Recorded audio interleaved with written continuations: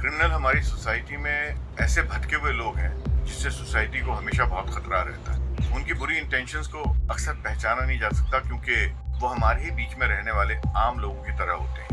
As per latest data 90% crime में criminal victims का पहचान वाला या बहुत ही करीबी होता है। ये वीडियो सोशल अवेयरनेस के लिए होमनेस्टी लॉन्च कर रही है। ये वीडियो टीवी, सोशल मीडिया हर जगह पर सर्कुलेट होगा। देखा जाए तो इस वीडियो में जो कहा गया है वैसा मैंने भी अपने करियर में कई केसेस में देखा जहाँ क्रिमिनल विक्टिम के जानने वालों में से कोई एक होता है।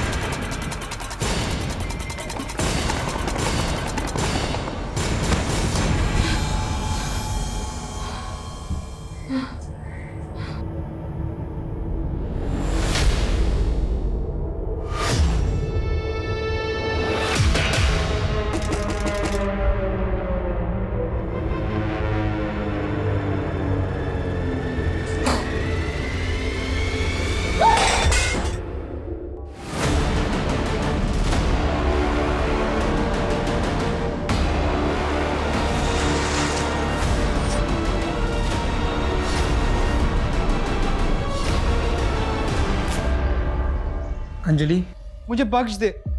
मैं तुझे 1 लाख रुपए देने के लिए तैयार हूँ। तूने मुझे बहुत हर्ट किया है और अब ये पैसे देके मेरा मुंह बंद करवाना चाहता है। मैं तुझे 1.5 लाख रुपए देता हूँ, तू बस मुझे माफ कर दे। छूना भी मत मुझे, समझा? और अब मैं रुकने वाली नहीं हूँ। तू नहीं रुकेगी, तू अब देख मैं अब क्या करता हूँ। तू पागल हो गया है क्या? ये नाटक मत कर। ये नाटक नहीं है अंजलि, तू देख।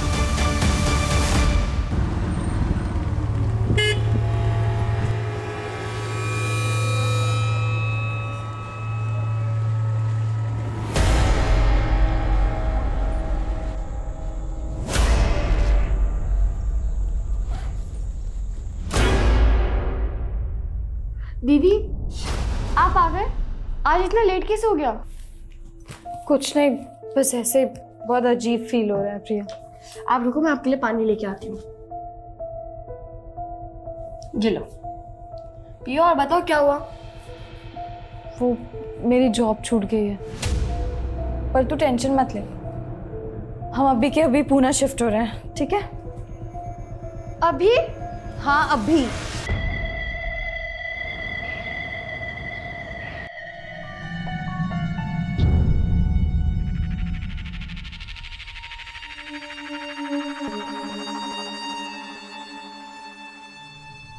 घर तो अच्छा है, लेकिन रेंट कितना है? मैंने बताया तो था ना, 6,000 रुपये महीना।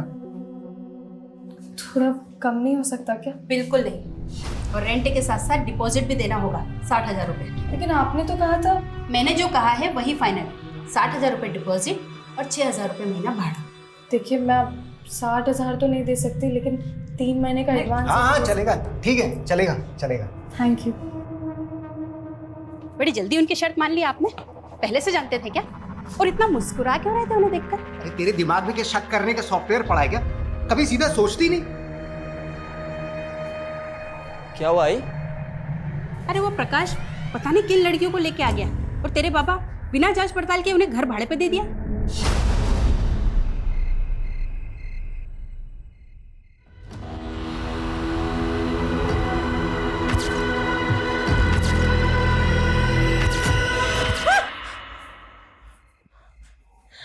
दीदी, आप देखो। हाँ। आपको फिर से वो सपना है ना दीदी? हाँ, सपना ही था। दीदी, आपने मेडिसिन ली थी, आपको फिर से वो इल्यूजन हो रहा है। फैन क्यों बंद है? वो दीदी लाइट नहीं आ रही है।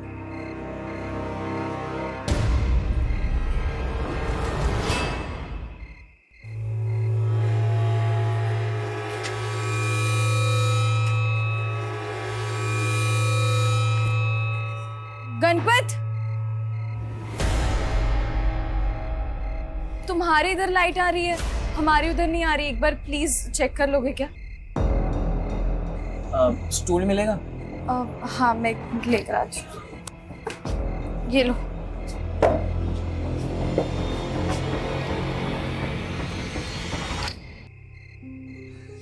हमसे गिर गया था। पावर शेडिंग की वजह से शायद। Thank you. संभाल के।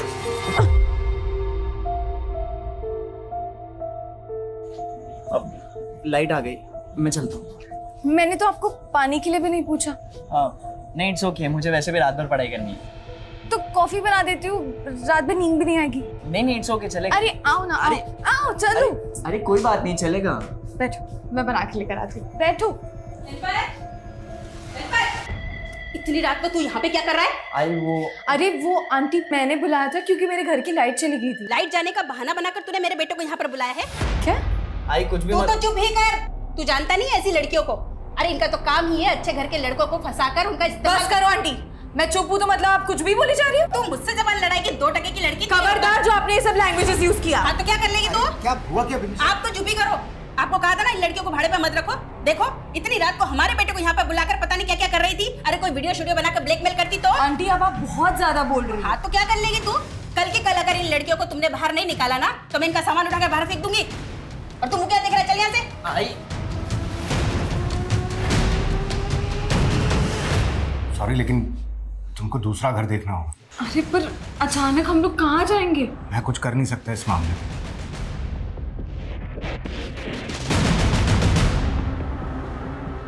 मुझे तो लगता है तेरी बीवी तेरे आसपास किसी लड़की को देखना ही नहीं चाहती। अरे मैं खुद तंग आ गया हूँ अपनी बीवी से। और ये जो लड़की है ना, ये भी कम नहीं है। उल्टी नदी बहा रही है। मेरे बेटे पर लट्टू हो रही है वो। क्या? वो लड़की तो बड़ी तेज निकली। ऐसे कैसे घर छोड़ दे? मैं ये घर छोड़ के कहीं नहीं जाने वाली। और अब मैं उन लोगों को बताऊंगी कि मैं क्या क्या कर सकती हूँ। पर दीदी, गलती आपकी भी तो थी ना। आपको पता है आंटी का नेचर, फिर भी आपने गणपत को बुलाया।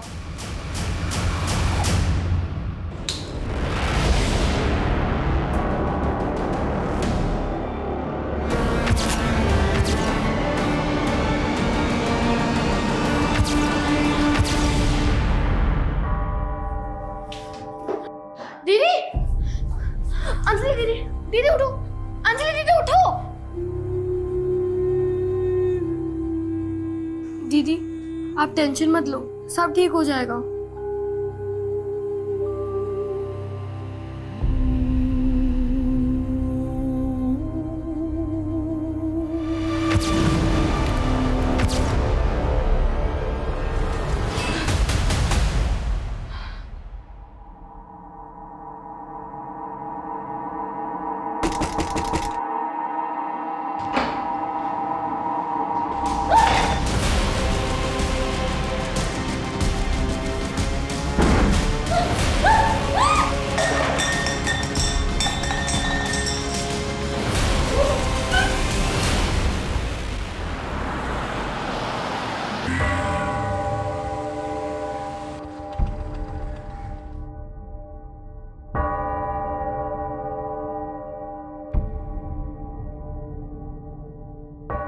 देखिए डरिए मत, जो भी बात है साफ साफ बताइए। घबराने की जरूरत नहीं। बोलिए क्या हुआ? सर, मेरा गैंग रेप हुआ है। कितने लोग थे? 2 नहीं, ये शायद 3। आप जानती हैं उन्हें? बहुत अंधेरा था, मैं किसी का चेहरा देख नहीं सकी। कहाँ हुआ? मेरे घर। घर पे? आपकी फैमिली कहाँ रहती है? मैं अपनी छोटी बहन के साथ रहती हूँ। हम रेंट पर रहते हैं। Sir please help me. घबराइए मत, सब ठीक हो जाएगा। हम मदद करेंगे हर तरह से। लेकिन पहले हमें आपका मेडिकल करवाना पड़ेगा।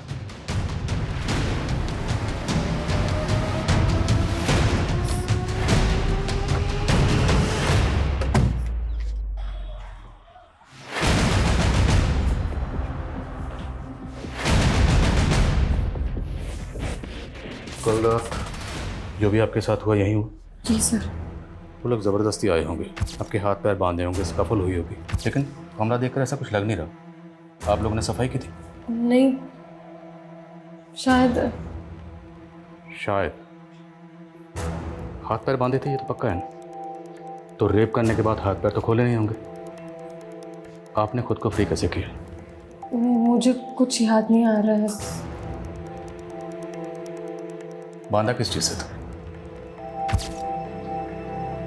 इलेक्ट्रिक वायर था, कोई वायर नजर नहीं आ रहा।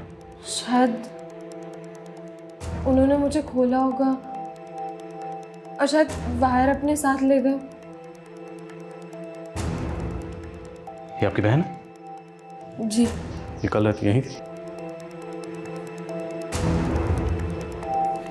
क्या नाम है बेटा? प्रिया। प्रिया बेटा, कल रात आपकी बहन के साथ क्या हुआ था? देखा था आपने? कुछ सुना था? सर, प्रिया अंदर कमरे में सो रही थी और दरवाजा बंद था, पर सुबह उठ के मैंने उसे सब बताया।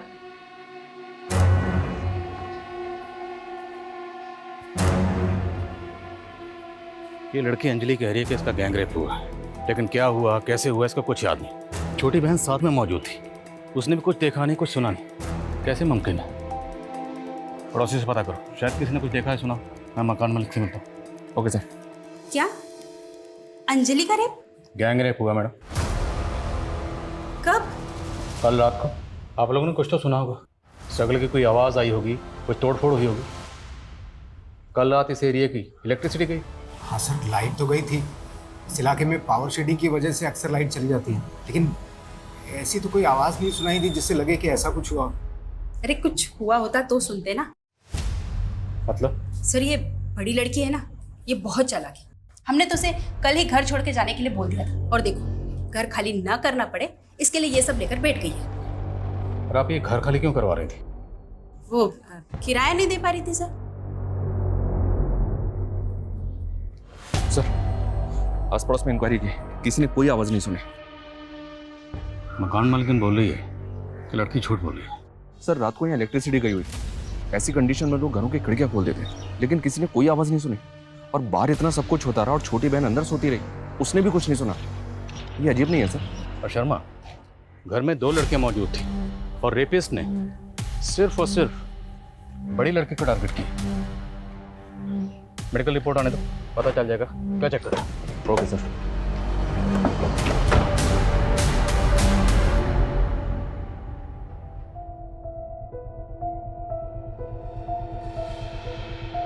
दीदी, कल रात सच में आपके साथ? तो क्या मैं झूठ बोल रही हूँ? नहीं दीदी, पर फिर आपने मुझे रात में क्यों नहीं बताया?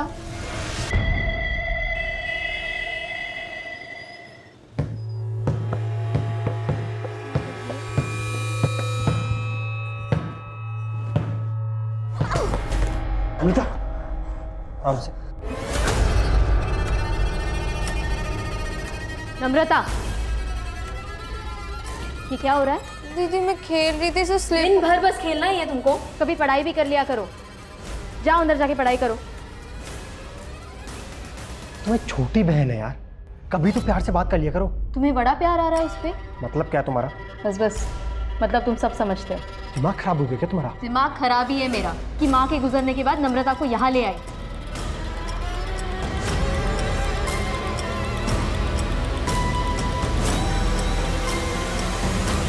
सर, ये अंजलि की मेडिकल रिपोर्ट, उसकी बॉडी पे किसी भी तरह की खरोच के निशान नहीं है, जिससे ये साबित हो कि उसके साथ जबरदस्ती हुई, और ना ही किसी रेपिस्ट के सीमेन सैंपल्स। रिपोर्ट्स भी कंफर्म नहीं करें सर कि उसके साथ रेप हुआ है, हालांकि लड़की सेक्सुअली एक्टिव थी।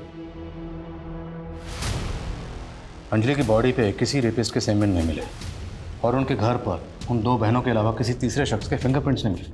अंजलि की मकान मालिक ने बोला था सर कि अंजलि झूठ बोल रही है, और ये रिपोर्ट्स भी इसी तरफ इशारा कर रही हैं। देखते हैं अंजलि इस बारे में क्या कहती है। हाँ सर, ये बात सच है कि मकान मालिक ने हमें घर खाली करने को कहा था, लेकिन सर मैं झूठ नहीं बोल रही हूँ, मेरा सच में रेप हुआ है।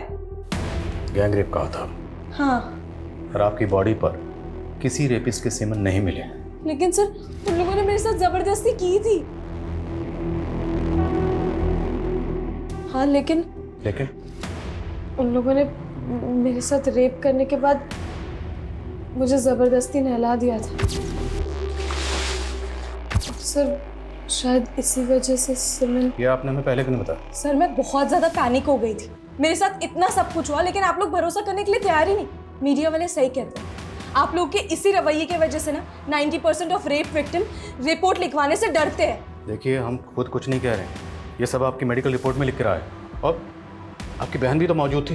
प्रिया बेटा, हमें वाकई समझ में नहीं आ रहा, आपकी बहन के साथ इतना कुछ हुआ, आपने कुछ देखा नहीं, कुछ सुना नहीं, कैसे? वो सर, मुझे उस दिन फीवर था, इसलिए मैं दवाई लेकर सो गई थी। शायद इसलिए मेरी आंखें नहीं खुली। सर मुझे ऐसा लग रहा है कि अंजलि ने अपनी बहन को रटा दिया है, जो उसे हमारे सामने क्या बोलना।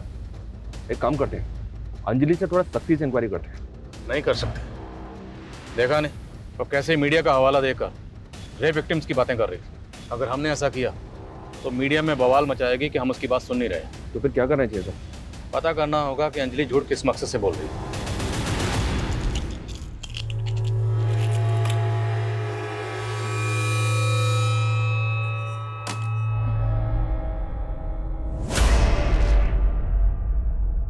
नम्रता, देख तेरा फेवरेट पिज्जा लाया हूं, जल्दी आ। थैंक यू जीजू, आप ना बहुत अच्छे हो। नम्रता, ये मार्कशीट तुम्हारे बैग में थी, दिखाए क्यों नहीं? दिन भर या तो बस खाती रहती है या तो खेलती रहती है या थैंक यू जीजू करके घूमती रहती है। अरे तुम चुप रहो। तुम इसके साथ क्या कर रहे हो ना, ये नहीं समझ पा रही है। अब रोके मत दिखा। तू ना मेरे गले की हड्डी बन गई है, ना निगल पा रही हूँ ना ही निकाल पा रही हूँ। आपको इतनी प्रॉब्लम है ना तो मैं चली जाती हूँ। नम्रता, बस ज्यादा दुलार करने की जरूरत नहीं है, आ जाएगी अपने आप। ये अंजलि और प्रिया को तुम कब से जानते हो प्रकाश? सर मैं उन्हें पर्सनली नहीं जानता, मैंने उन्हें किराए पे घर दिलवा दिया था और उन्होंने मुझे मेरा ब्रोकरेज दे दिया। ये चोट कैसे लगी तुम्हें? सर ये वो मेरी बाइक स्लिप हो गई थी। अच्छा, ये दामोदर की बीवी कह रही थी कि वो लड़कियां उनका किराया नहीं दे रही थी। नहीं सर, उन्होंने तो 3 महीने का एडवांस दिया था। तो फिर वो उन्हें घर से क्यों निकालना चाहती थी? उनके बेटे गणपत की वजह से सर। मतलब? सर दामोदर की बीवी को लग रहा था कि वो लड़की उसके बेटे के साथ दोस्ती बढ़ा रही है। अरे टेंशन है तभी तो मना कर रहा हूँ तू जाने के लिए, कुछ दिन आना मत। अच्छा ठीक है, मैं तेरे से बाद में बात करता हूँ। हाँ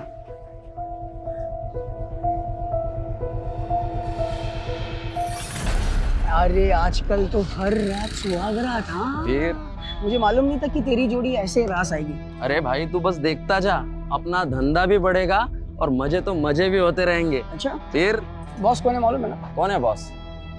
एक चीज याद रखना, क्या? 30% तू और 70% मैं। मतलब बॉस तू है? आजा तेरे को खाना खिलाता हूँ। अरे बैठ। अरे नरेंद्र, क्या चश्मा पहना है नरेंद्र। ये ले तेरे लिए इम्पोर्टेंट सिगरेट है, कस्टम का माल है। कश कश के पीना। क्या सच बोलो ना, वहाँ दे दे। तो सिगरेट पी के मुझे फेफड़े जला के जल्दी नहीं मरना है। दिन की 3 सिगरेट पीता हूँ बस है भाई। वादे का पक्का नरेंद्र।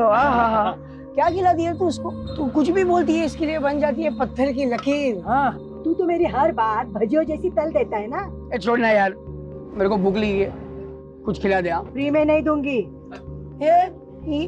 इतनी महंगी सिगरेट पिलाता हूँ उसको मैं। हाँ, और तू क्या मेरी माँ हो के तू ऐसा दुकान वाली बात करेगी? तुझे बड़ी पड़ी है अपनी माँ बाप की। बाप की आंखें नहीं है, माँ के घुटनों में दर्द रहता है। कभी बटाता है तू हमारा हाथ? मुझे ये स्टॉल वॉल में इंटरेस्ट नहीं है। अपना देखना यही सड़क पे एक आलीशान रेस्टोरेंट होगा, फिर रेस्टोरेंट पे जाके खाना खा। सर मैंने अंजलि के पिछले दिनों के मोमेंट्स चेक किए, वो पिछले 2 महीने से अलग अलग ऑफिस में इंटरव्यू दे रही है जॉब के लिए, लेकिन अभी तक जॉब मिली नहीं उसको। मतलब जॉबलेस थी? Yes sir. उसकी मकान मालकिन भी कह रही थी कोई किराया नहीं दे पा रही थी। तो क्या मतलब मकान खाली ना करना पड़े सिर्फ इसलिए कोई लड़की इतना बड़ा झूठ बोलेगी? हो सकता है सर उसे कोई दिमागी परेशानी।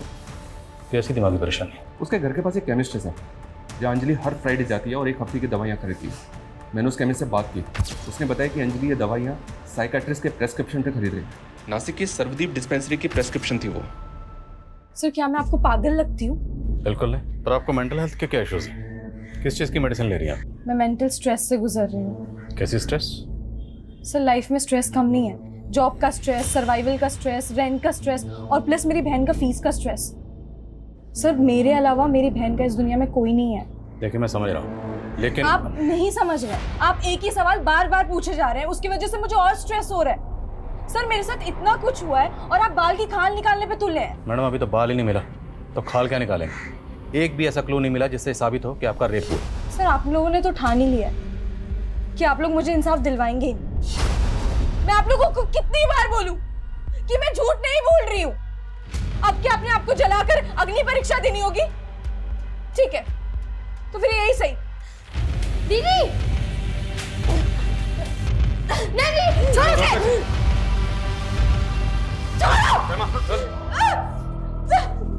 छोड़ दो मुझे। अगर आप लोग इंसाफ नहीं दिला सकते ना तो मर जाने दो।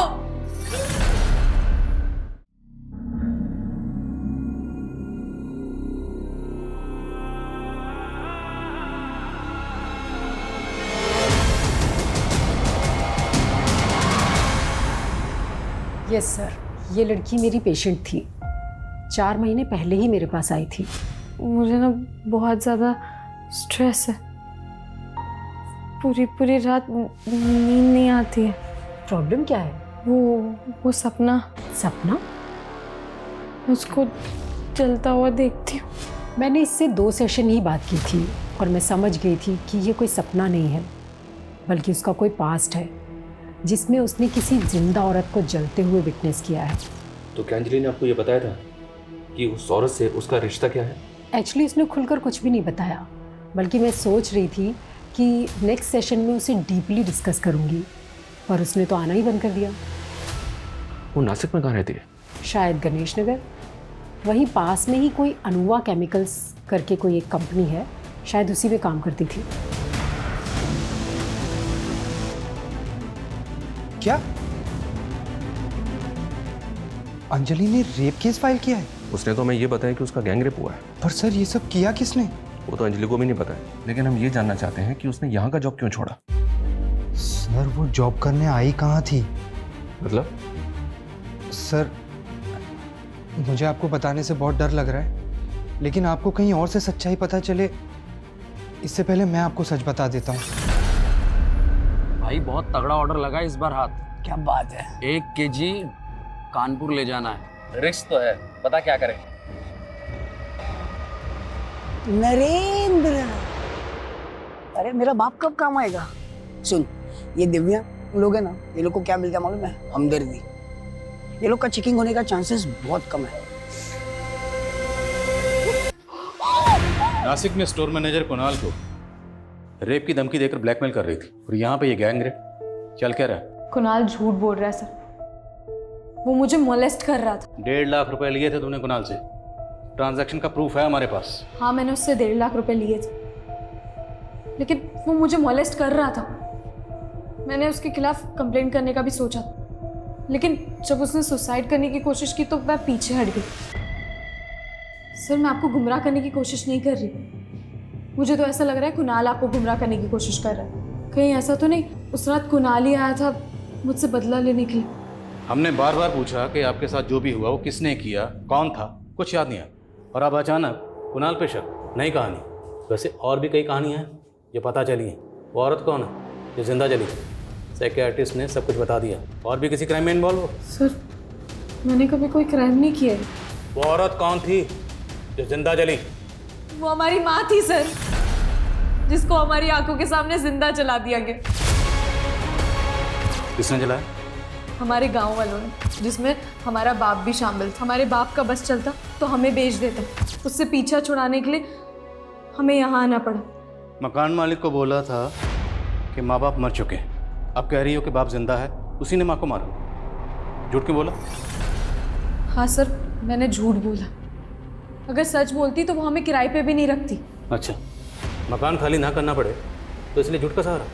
एक बात बताओ, तुम खुद के लिए इंसाफ चाहती, अब तुम खुद कह रही हो कि तुम्हारी माँ को तुम्हारे बाप ने मारा था, तो फिर उस वक्त पुलिस कंप्लेंट क्यों नहीं की? तब हिम्मत नहीं थी सर, पर अब लग रहा है सच बोल के भी कोई फायदा नहीं है। अब आप क्या चाहते हैं कि हम भी अपनी माँ की तरह जल के मर जाएं?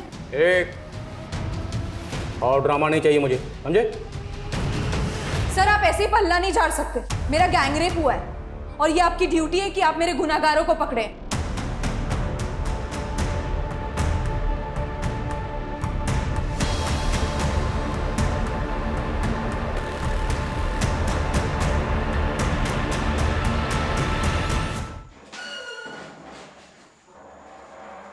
ये काफी सदमे में है। पूछिए इसे इसके साथ क्या हुआ था और ये इस मार्केट में कैसे पहुंची।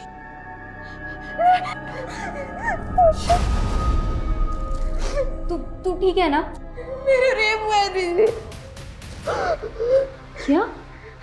ऐसी सारी बातें नहीं करते नम्रता। नहीं दीदी, मैं सच कह रही हूँ। चुप कर, तुझे नहीं समझ आ रहा। किसने क्या तुम्हारे साथ ये सब? बोलो बेटा, डरो मत। नहीं मैम, इसके साथ कुछ नहीं हुआ है।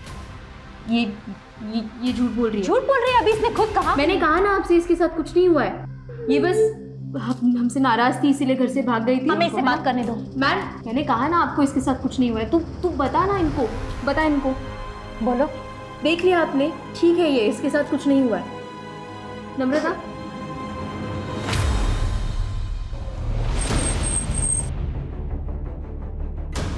हाँ, ये हमारे गांव की ही है, भालेराव की बेटियां हैं। देखिए सरपंच जी, इन दोनों बहनों ने बयान दिया हमें कि गांव के कुछ लोगों ने इनके बाप के साथ मिलके इनकी मां को जिंदा जला दिया था। साहब, हो सकता है ऐसा कुछ हुआ हो, लेकिन ये हमें मालूम नहीं है। और इनका बाप कुछ भी कर सकता है। एक नंबर का कमीना है, अपनी बीवी से धंधा करवाता था, जानवर। चल। कहाँ भाग गई थी? और ये क्या नई स्टोरी बनाई है?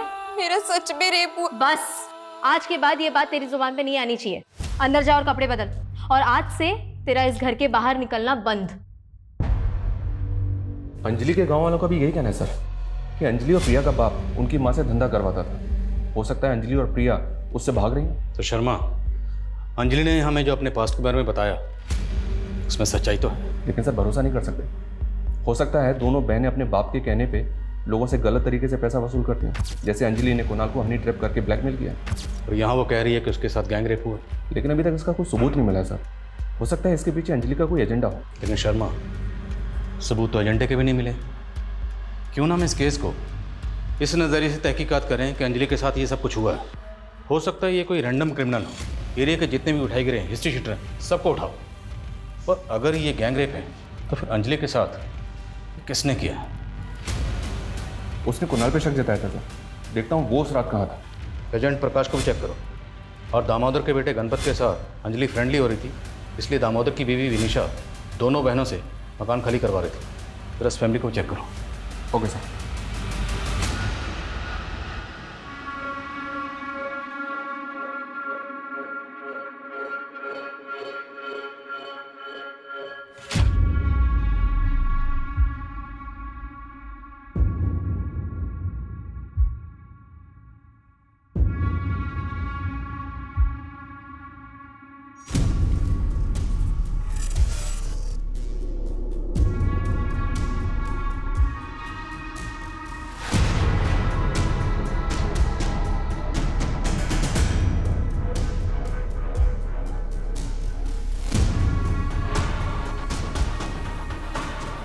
मेरे फोन में क्या चेक कर रही है? यही कि उस रात तुमने किसे कॉल किया?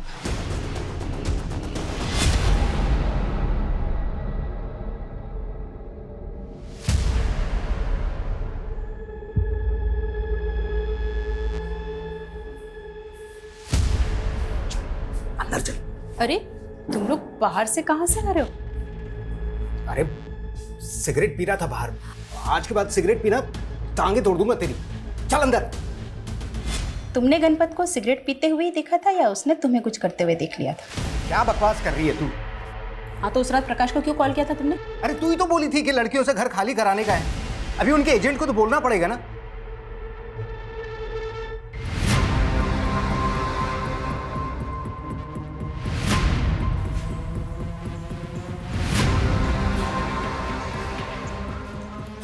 क्या हुआ है?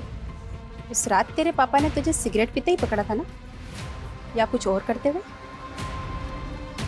क्या बोल रही है आई? यही कि तेरा बाप तुझे बचा रहा है या तू अपने बाप को बचा रहा है?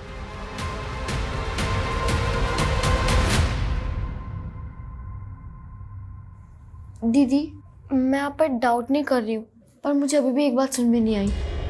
मैं भले उस रात दवाई लेकर सो गई थी, पर आप चिल्लाते तो कोई ना कोई तो सुनता। मैं जोर जोर से चिल्ला सकती थी, लेकिन मैंने ज़्यादा स्ट्रगल नहीं किया। तेरी वजह से। मेरी वजह से? क्योंकि अगर मैं चिल्लाती तो तू भी उठ जाती और फिर उन लोगों को पता चल जाता तो जैसे मेरे साथ किया वैसे तेरे साथ भी करते।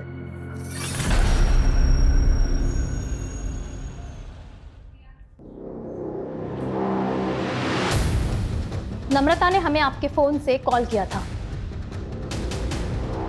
उस दिन तो आप दोनों ने इसे बोलने नहीं दिया, लेकिन अब हम नम्रता से बात करेंगे।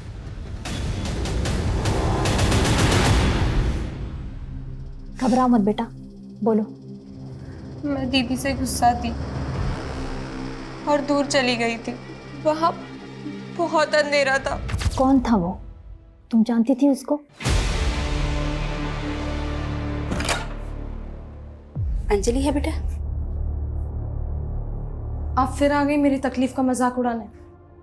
मैं तुमसे बात करना चाहती हूँ। बोलिए। कई बार हम लोगों को समझने में भूल कर बैठते हैं, क्योंकि हम उन्हें उसी नज़रिए से देखते हैं जिस नज़रिए से हम उन्हें देखना चाहते हैं। लेकिन हर बात का दूसरा पहलू भी तो होता है। फिर आप ही सोचिए कि मैं अपने रेप को लेके झूठ क्यों बोलूँगी। कई बार सच बदनाम हो जाता है और झूठ को हमदर्दी मिल जाती है। आप तो मुझे बदनाम करना चाहती थी। जिस तरह से तुम अपने सच के साथ खड़ी हो, मुझे बहुत शर्मिंदगी हो रही और अब मैं तुम्हारा साथ देना चाहती हूँ। इसलिए मैंने पुलिस को बुलाया है और अब मैं उन्हें कुछ बताना चाहती हूँ।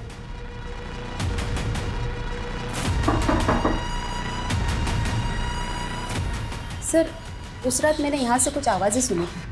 पर ये अचानक आपका हृदय परिवर्तन कैसे हो गया? सर, याद आया तो बता दिया। अब कुछ सुना था तो कुछ देखा भी तो होगा।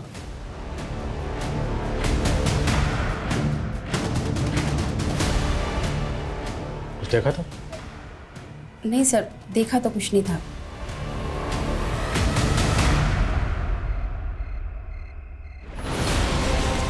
सर, भले ही अंजलि की मकान मालकिन भी उस पर भरोसा कर रही है, लेकिन अभी तक ऐसा कोई क्लू नहीं मिला है जिससे पता चले कि उस रात 2 या 3 लोग उस घर में आए थे जिन्होंने अंजलि का रेप किया था। दामोदर, गणपत और आसपास के कुछ लोगों के कॉल रिकॉर्ड चेक किए मैंने, लेकिन किसी में भी कुछ भी सस्पिशियस नहीं मिला। और सर, लोकेशन रिकॉर्ड से भी कुछ भी नहीं मिलेगा मैं, क्योंकि ये सारे लोग एक ही एरिया में रहते हैं। इस कुणाल की भी एलिबाई चेक की मैंने, वो उस रात नासिक में ही था। उसके कॉल और लोकेशन रिकॉर्ड में भी कुछ भी सस्पिशियस नहीं मिला। विनिशा का बेटा गणपत, इसकी अंजलि से दोस्ती थी, तो क्या विनिशा अंजलि का जज्बा देख कर डर गई, घबरा गई, इसलिए अंजलि को कॉन्फिडेंस में लेने का नाटक कर रही? और जिस तरह से ये सब कुछ अंधेरे में हुआ है, डीएनए मिटा दिया गया, घर की एक एक चीज़ बिल्कुल अपने ठिकाने पे थी, परफेक्ट। ये सब तो कोई ऐसा शख्स कर सकता है जो उस घर के चप्पे चप्पे से वाकिफ हो। अगर अंजलि सच कह रही है तो उसे पहले ब्लाइंड फोल्ड किया गया, फिर इलेक्ट्रिक वायर से उसके हाथ पैर बांधे गए। उस दिन उस एरिया में इलेक्ट्रिसिटी नहीं थी, यहाँ तक कि स्ट्रीट लाइट भी ऑफ थी। राइट सर, और ज़्यादातर सीसीटीवी ऑफ थे। क्या क्रिमिनल पहले से जानता था कि लाइट जाने वाली है? क्या क्रिमिनल इलेक्ट्रिसिटी बोर्ड से जुड़ा हो सकता है? सर, मैंने एक चांस लिया था। उस रात नाइट ड्यूटी पे जितने भी इलेक्ट्रिसिटी बोर्ड के वर्कर्स थे, उन सब की लिस्टिंग की थी मैंने। यहाँ तक कि उस एरिया के जितने भी हिस्ट्री शीटर हैं, सेक्स ऑफेंडर्स हैं, उन सब से बात की मैंने, पर कुछ मिला नहीं सर। मैं इस केस फाइल को अनसॉल्व केसेस की फाइल में नहीं देख सकता। इस केस को हमें किसी भी सूरत में सॉल्व करना है।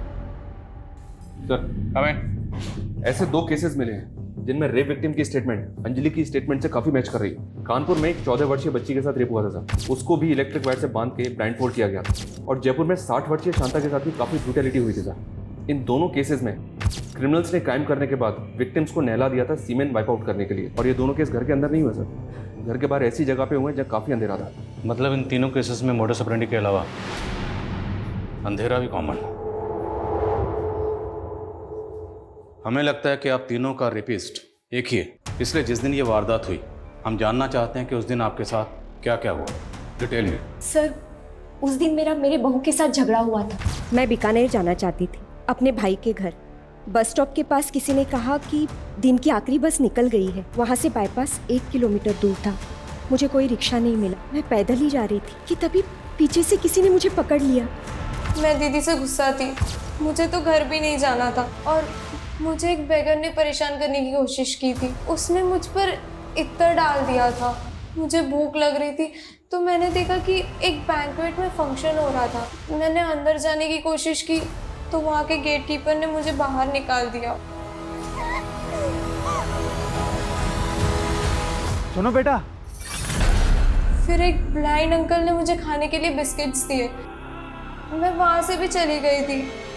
थोड़े ही आगे जाके किसी ने मुझे पकड़ लिया। लेकिन सर, उस इंसिडेंट के 2 दिन पहले एक ब्लाइंड मैन आया था मेरे घर पे। वो सेल्समैन था। जी जी, मैं ज़ायरस मशीन से आया हूँ। इन्वर्टर इंस्टॉल किया था हमने आपके यहाँ, उसकी कंप्लेंट है। फिर वो मेरे गांव का नाम भी पूछ रहा था। सर, जितनी सफाई और चालाकी से क्राइम्स किए गए हैं, जहाँ क्रिमिनल्स ने डीएनए तक नहीं छोड़ा है, मुझे नहीं लगता कि कोई ब्लाइंड मैन ऐसा करेगा। तो मुमकिन है कि कोई ब्लाइंड मैन को सिर्फ रैके के लिए इस्तेमाल कर रहा हो, या फिर वो ब्लाइंड हो ही नहीं, ब्लाइंड होने का नाटक कर रहा है। क्योंकि नम्रता के क्राइम सीन से जो ब्लाइंड मैन गायब वो आज तक मिला नहीं। जरा उस कंपनी में पता करो, क्या वहाँ पर कोई blind man salesman. Okay sir.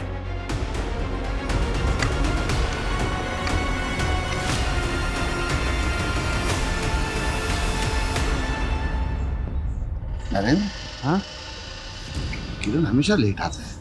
हाँ, अभी क्या कर सकते हैं। किरण आ गया। कितना वेट कराता है तू?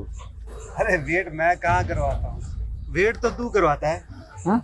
हर औरत के साथ सबसे पहले लगता है। हाँ? और इतना लंबा लगता है कि हमें इंतजार करना पड़ता है।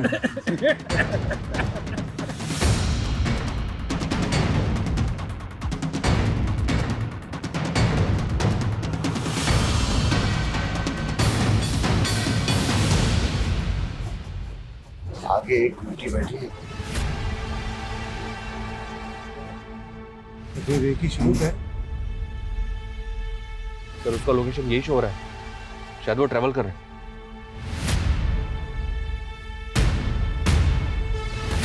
कहीं वो इस बस में तो ट्रैवल नहीं कर रहा? हो सकता है सर। फॉलो करो बस को।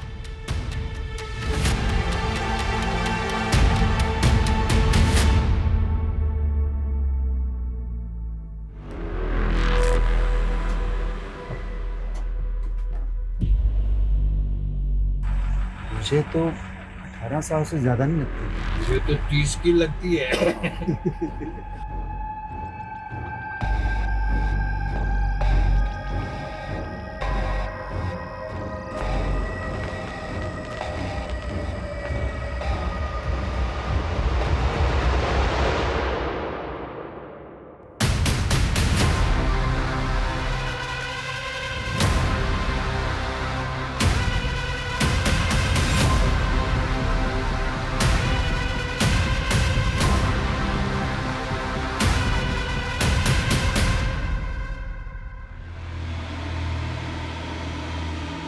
हमें लग रहा था कि कोर्ट में इनका जुर्म साबित करना मुश्किल होगा, पर इनकी हरकतें अपने आप में सबूत है।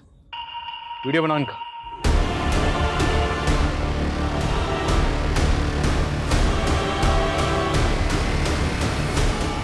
पुलिस, लड़की को उठाओ।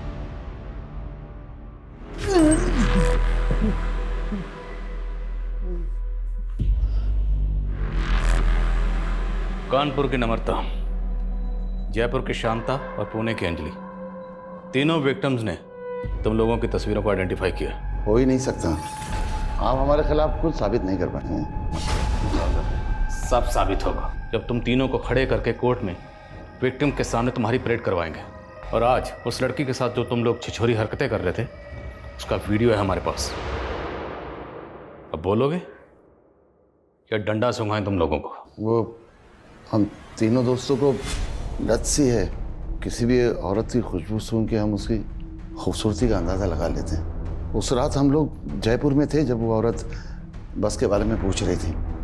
उसने जो हेयर ऑयल लगाया था, उसकी खुशबू से हम लोग मंत्रमुग्ध हो गए थे। और उस बच्ची के इत्र की खुशबू ने मुझे मदहोश कर दिया। तब मैं कानपुर घूमने गया था, फिर उसके साथ। तुम सिर्फ रैंडम लड़कियों को टारगेट नहीं करते शारिक। तुम्हारा असली नाम शारिक है, ये मैं पता चल गया। तुमने अपना नाम बदला सुधीर और बन गए इन्वर्टर सेल्समैन। वो वर्धा में मुझसे एक कांड हो गया था, वहाँ की पुलिस सारिक नाम के आदमी को ढूंढ रही थी, इसलिए मैंने नाम बदल लिया। वर्दा, अंजलि वर्दा की है, तो जानता है ना उसको? जी माफ कीजिएगा, आपकी आवाज कुछ जानी पहचानी सी लगती है। उसके गांव के पास ही मेरा गांव था, उसके बाप को भी जानता था मैं, बहुत पहले उसकी फैमिली से भी मिला था। आवाज से पहचान लिया? मुमकिन ही नहीं है। दिखता है ना तुझे, अंधा नहीं है ना तू? मैं पार्शियली ब्लाइंड हूँ, 70% अंधा हूँ मैं, और ये किरण ये 60% अंधा है, और नरेंद्र कंप्लीट ब्लाइंड। ताज्जुब इस बात का नहीं कि तुम लोग विक्टिम्स के साथ रेप करने के बाद उन्हें नहला देते थे ताकि सीमेंस धुल जाए। तुम्हें ये सब पता था, इस बात की हैरानी नहीं है।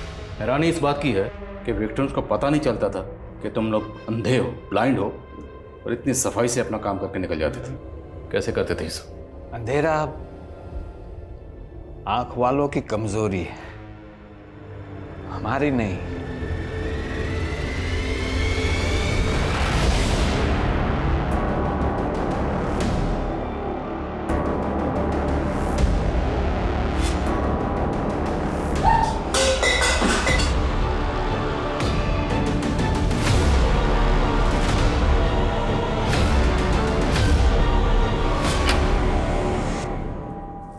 बाबा बेटा